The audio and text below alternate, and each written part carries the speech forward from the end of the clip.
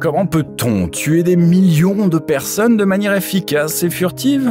Le régime nazi d'Adolf Hitler s'est posé cette question dérangeante peu après sa prise de pouvoir en 1933, et la solution qu'il a trouvée est toujours considérée comme la plus cruelle jamais créée par l'homme. Les camps de concentration étaient des structures complexes, avec des règles claires, des procédures, des hiérarchies et des moyens sévères. Dans cette vidéo, nous voulons voir comment le système concentrationnaire fonctionnait et quelles méthodes insidieuses et horribles étaient utilisées pour rendre cette machine à tuer si efficace. Pour rappel, le système concentrationnaire a été conçu en 1933. Les premiers camps de concentration ont été construits l'année où Hitler est arrivé au pouvoir. Ces premiers camps de concentration étaient différents des camps comme Auschwitz ou Buchenwald. Examinons de plus près le camp de concentration de Nora, qui fut le premier camp de concentration construit en Thuringe en 1933. Nora a été construit en quelques semaines. Il s'agissait d'une ancienne école qui a rapidement été transformée en camp de concentration. Les nazis ont emprisonné plus de 200 communistes, et si la partie inférieure de l'école était encore normalement utilisée pour les cours, l'étage supérieur abritait les 220 prisonniers dans 3 grandes pièces qui n'étaient meublées que de paille et ressemblaient à une grange agricole à l'intérieur.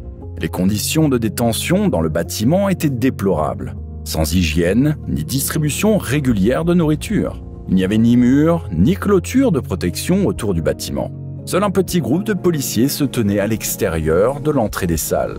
Mais comment de petites prisons collectives sont-elles devenues de gigantesques camps de la mort?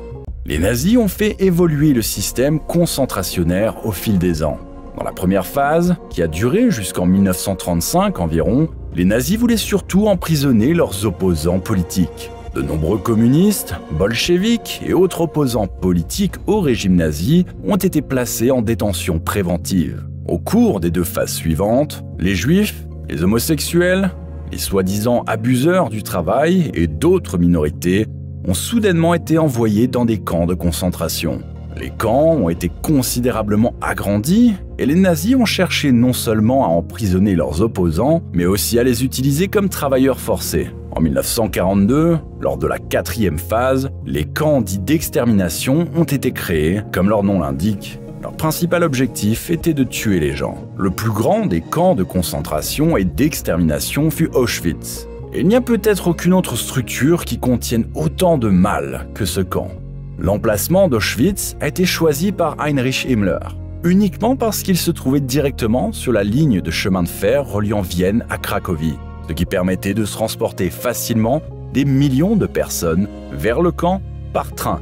Les différents cours d'eau entourant Auschwitz permettaient également d'y accéder par bateau, l'eau jouant le rôle de barrière naturelle. C'est ainsi que fut créé le plus grand camp d'extermination de la Pologne rurale.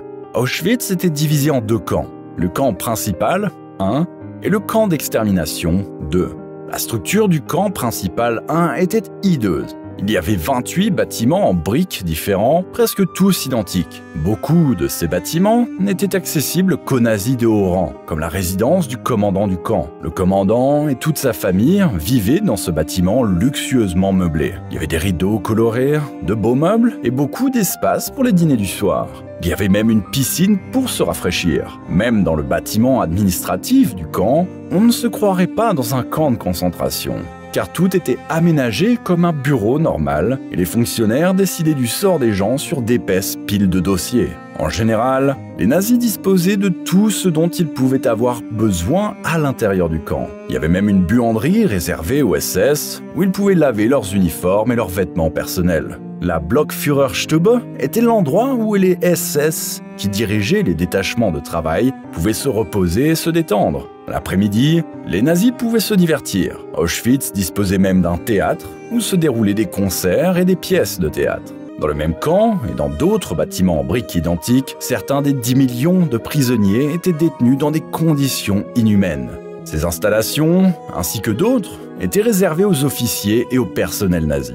Pour les prisonniers, Auschwitz était tout le contraire. Les prisonniers commençaient leur séjour dans ce camp hostile par la rampe du train, où ils étaient d'abord divisés entre ceux qui pouvaient travailler et ceux qui ne pouvaient pas. Ceux qui étaient jugés aptes au travail étaient ensuite conduits à travers la porte du camp principal avec son slogan cynique. Le travail vous libère. Ceux qui n'étaient pas aptes au travail étaient emmenés au camp 2, et nous y reviendrons plus tard. La première étape pour les prisonniers du camp principal est le bloc 26, un bâtiment en briques qui ne diffère pas des autres. Dans le bloc 26, les prisonniers sont dépouillés de tous leurs objets de valeur et de leurs vêtements et revêtus d'uniformes de prison rayés. Après avoir pris une douche et s'être rasé la tête, les prisonniers sont transférés à Auschwitz II, le camp dit d'extermination. Là, les prisonniers sont logés dans l'un des 300 baraquements. Ces baraquements étaient conçus pour ressembler à des écuries et pas seulement de l'extérieur. À l'intérieur, elles ressemblaient également à des écuries, avec de simples lits en bois empilés les uns sur les autres. Les baraquements étaient si exigus que chaque prisonnier ne disposait que d'1 mètre carré d'espace. Comme il n'y avait pas de toilettes, les conditions sanitaires dans les baraquements étaient déplorables. Pendant la journée, les prisonniers du camp principal devaient effectuer des travaux physiques extrêmement durs, tels que l'extension du camp d'extermination, la construction d'une usine et le creusement d'un lac artificiel. Ils étaient surveillés non seulement par les nazis, mais aussi par ce que l'on appelait les prisonniers fonctionnaires. Il s'agissait également de prisonniers d'Auschwitz que les nazis chargeaient de superviser d'autres prisonniers de droit commun. Bien entendu, cette pratique était également systématique et conçue par les nazis pour détruire la cohésion entre les prisonniers et semer la méfiance. Dans le bloc 24A du camp principal, il y avait même un bordel pour ces prisonniers opérateurs, afin de les récompenser d'avoir trahi leurs codétenus. Les femmes de ce bordel étaient également des prisonnières des camps de concentration, sélectionnées et contraintes par les SS. Le soi-disant centre de recherche et le bâtiment de quarantaine étaient véritablement terrifiants pour les prisonniers. Les prisonniers malades ne recevaient pas de soins médicaux en quarantaine, mais étaient entassés dans des conditions inhumaines. Le centre de recherche était encore pire. Aucun travail scientifique sérieux n'y était effectué, mais les prisonniers étaient délibérément infectés par la polio et tués. Le bloc 11 du camp central est malheureusement devenu le plus célèbre. Il s'agit du bloc de la mort.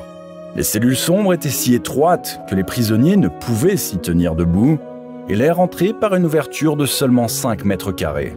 La conception des cellules a été délibérément pensée par les nazis pour que de nombreux prisonniers ne survivent pas à l'épreuve.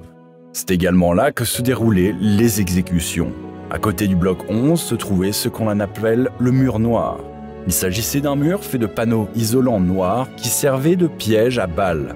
Les condamnés devaient se tenir debout, nus, le visage tourné vers le mur, avant d'être abattus. Bien que tout cela soit incroyablement dégoûtant et donne un premier aperçu du fonctionnement des camps de concentration nazis, nous en arrivons maintenant à la pire partie d'Auschwitz. Les installations d'extermination d'Auschwitz II. Outre les plus de 300 baraquements de prisonniers et les bâtiments d'infrastructure, tels que les baraquements cuisine, il existait sur le site une sorte de procédure d'usine, où tout se déroulait selon des règles fixes. Tous ceux qui arrivaient en train étaient d'abord conduits au sauna central, un bâtiment en briques situé dans le camp de concentration. Là, ils étaient dépouillés de tous leurs biens, rassemblés et triés dans la zone du camp appelée Canada. Tout ce qui avait de la valeur, comme l'or dentaire, était remis à la Reichsbank par l'administration financière centrale des SS. Cependant, la majorité des arrivants, environ 900 000 sur un total de 1,1 million, sont ensuite logés non pas dans les baraquements du camp, mais directement dans les bâtiments des crématoires 2 et 3. Ces noms cachés des chambres à gaz et des crématoires combinés conçus pour maximiser l'efficacité. Chaque chambre à gaz avait une capacité de 8696 personnes et pouvait être utilisée plusieurs fois par jour. Fait horrible, ces chambres à gaz étaient déguisées en salle de douche avec de faux pommeaux de douche. Cela signifie qu'il n'y a pas eu de panique immédiate parmi les prisonniers qui ont été conduits dans les supposées douches. Ils ne se rendaient compte de leur sort que lorsque les portes étaient fermées et que le gaz entrait. Il s'agit de l'insecticide Zyklon B qui contient du cyanure d'hydrogène et qui était initialement destiné à désinfecter les vêtements. Les morts sont ensuite directement conduits dans les fours crématoires attenant aux chambres de gaz où 4416 corps peuvent être incinérés en 24 heures. Tout cela avait été soigneusement calculé par les nazis à l'avance et optimisé pour une plus grande efficacité de l'opération. L'administration du camp et le service central de sécurité du Reich, responsable de la planification, considéraient les exterminations comme un processus purement logistique. L'ingénieur Kurt Pfeuffer, par exemple, a conçu un four spécial, modèle Auschwitz, pour la société G.A. Top & Sons. Il a même fourni un manuel d'instruction qui spécifiait le rendement des fours en termes de cadavres à l'heure. Au moment de la libération du camp, au moins 1,1 million de personnes avaient été tuées par cette machine, en moins de 5 ans. Si tout s'est déroulé sans accroc, c'est en partie grâce aux fonctionnaires cruels et souvent sadiques, mais surtout grâce au travail précis des employés de bureaux susmentionnés qui considéraient l'Holocauste comme un simple problème d'organisation à résoudre. Ils ont également calculé avec précision le coût de la machinerie d'extermination. La construction du camp de concentration a coûté au Reich 14 millions de marks, soit environ 94 millions d'euros. Au revoir et à la prochaine fois sur Bon à savoir.